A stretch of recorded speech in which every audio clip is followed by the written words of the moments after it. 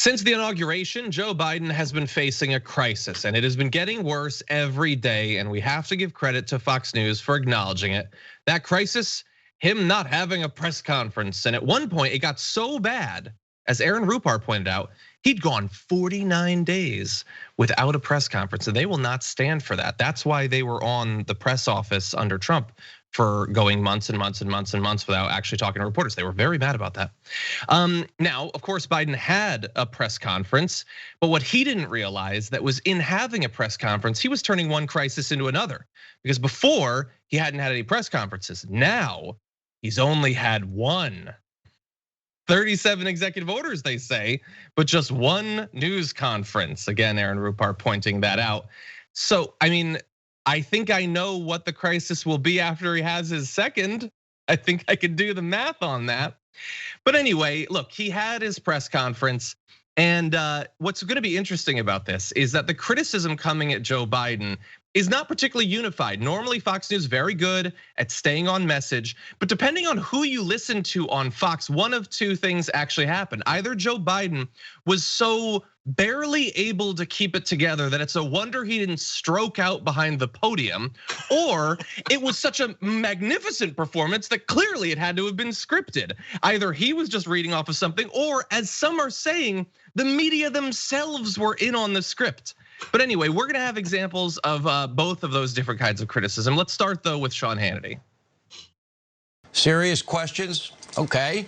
Is Vice President Harris now in charge? Is she running the country? Is she gonna do the press briefing tomorrow? Because once again, Joe Biden seemed lost, dazed, and confused. Take it back at any, true or false? Did Donald Trump ever prepare for press conferences like this? Did he even prepare at all? I love that precedent. All future presidents must be as lazy and unprepared as the dumbest one we've ever had. But anyway, yeah, so he couldn't get through it. So much so that Sean Hannity's ready to just move on. It's now the Harris presidency. / he also prepared too much for it. I don't know how you're supposed to respond to that. I think you're not really supposed to be able to. Can I clarify one thing? And again, the Republicans, and they keep saying, oh, no press conferences for 49 days. But it's pretty funny, and 2 points. It's pretty funny to hear them say, oh, and by the way, Fox News has been shut out, frozen out from the White House when there's the reporter reporting from the North Lawn. The second point about it is Peter Doocy, their main reporter, he has asked Joe Biden questions. I mean, the idea that, okay, one formal news conference, that is somehow so different from Joe Biden going into the briefing room about something else and taking questions or being asked questions when he's on his way to the helicopter. I mean, they have access to the president. The reporters at the White House have access to Biden every week. The idea that, oh, well, but formal press conferences are different. No, they're not.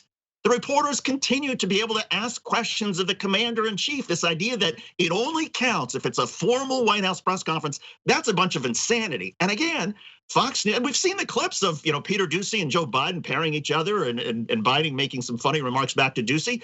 He gets his opportunity to ask questions. And so anybody at Fox News who says, oh no, Joe Biden is hiding from the press, they are flat out lying. And they're flat out, again, being shameful and shameless about the extent to which they lie.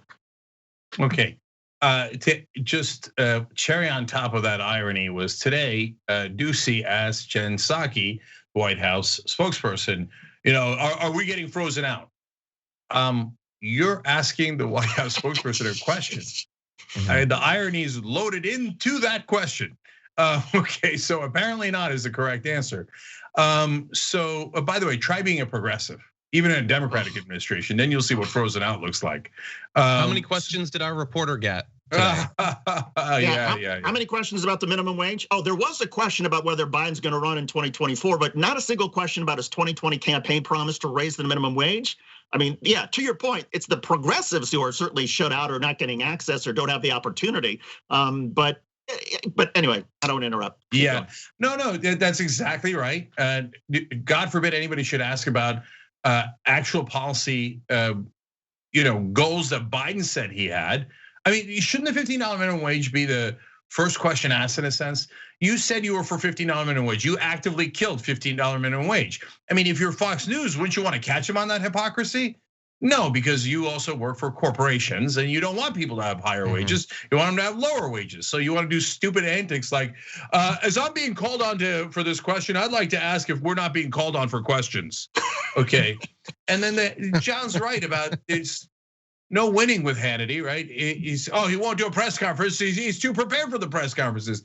But it doesn't matter because the Fox News audience isn't there for the intelligent commentary. Yeah.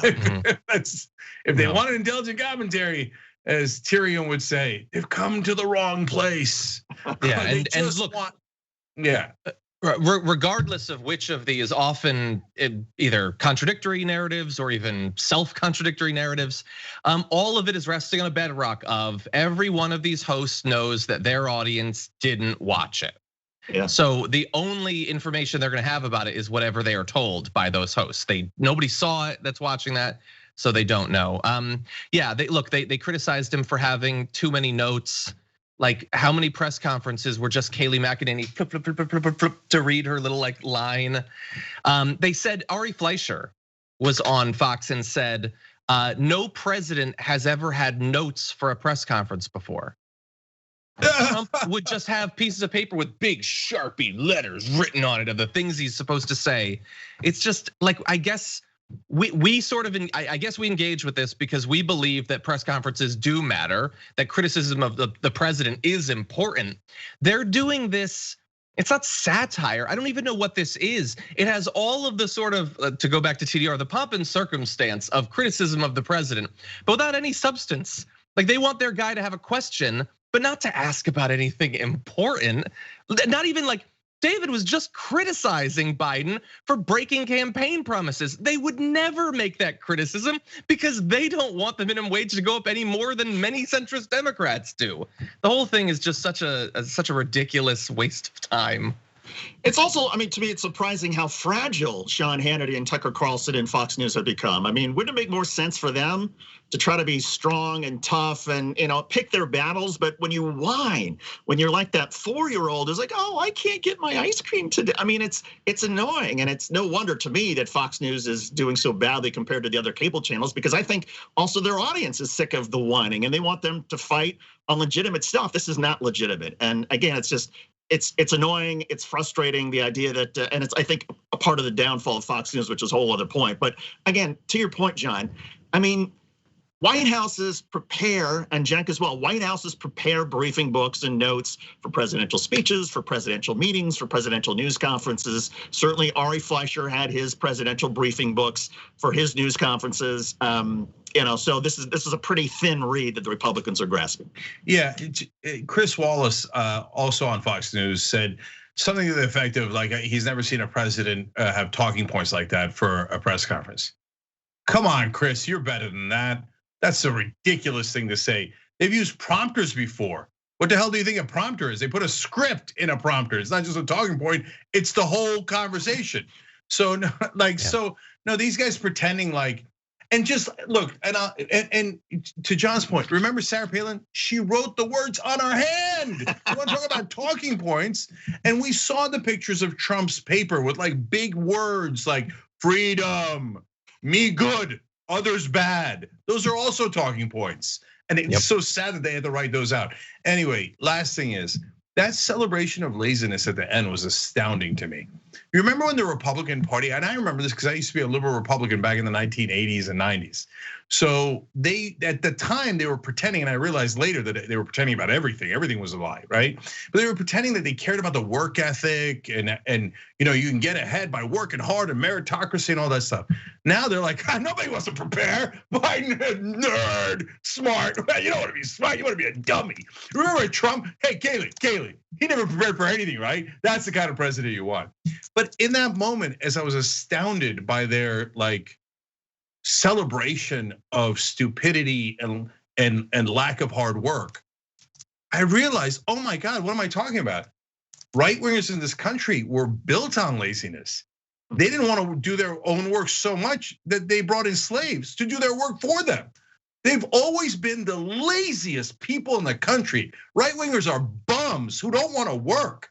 So they're always trying to find somebody else to do their work. That's just a historical fact in America.